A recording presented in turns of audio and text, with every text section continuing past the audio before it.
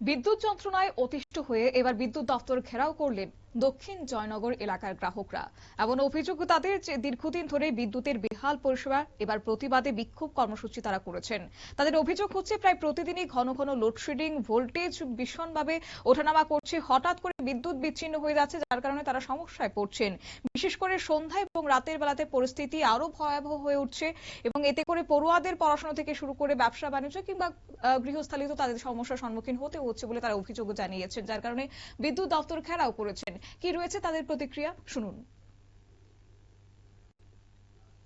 আমরা কারেন্ট নাই দক্ষিণ জনগর, আমরা পোলাপাইনে পড়াশোনা নষ্ট হইতেছে, জলের নষ্ট হইতেছে, কারেন্ট নাই, কেরাসিন দিয়ে কত মুখ কত জ্বালামু, আমরা সব দিকে ক্ষতি হইতেছে, দোকানদার সব নষ্ট হইতেছে।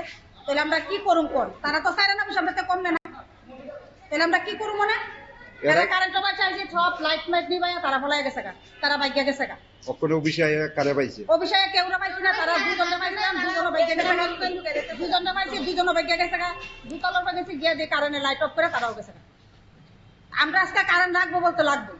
এই 3 দিন ধরে কারেন্ট নাই। 3 দিন ধরে 4 দিন আমরা দুপুরবেলায় গেছি, দুপুরবেলা আওয়ার পরে তারা কইছে আপনারা যান, আমরা বিকালবেলা কারেন্ট দিতে আসি। কি কারণে নাই আপনারা জিজ্ঞাসা? কি কারণে নাই?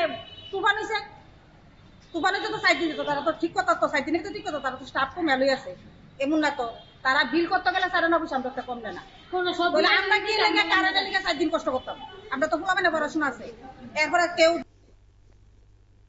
আপনারা শুনলেন তাদের অভিযোগ এবং তাদের দাবি হচ্ছে যে প্রকৃতির খামখেয়ালিপনায় বারবার বিদ্যুৎ বিচ্ছিন্ন হচ্ছে এবং বিদ্যুৎ দপ্তরকে তারা অভিযোগও জানিয়েছেন। কোন রকমের স্থায়ী সমাধান মিলেনি, বরং প্রতিবারই সাময়িক মেরামতি করে আশ্বাস দিয়েছেন, তারপর আবার যে কেসে একই সমস্যার সম্মুখীন তাদের হতে হচ্ছে। তাই বাধ্য হয়ে তারা রাস্তায় নেমেছেন, বিক্ষোভ করেছেন।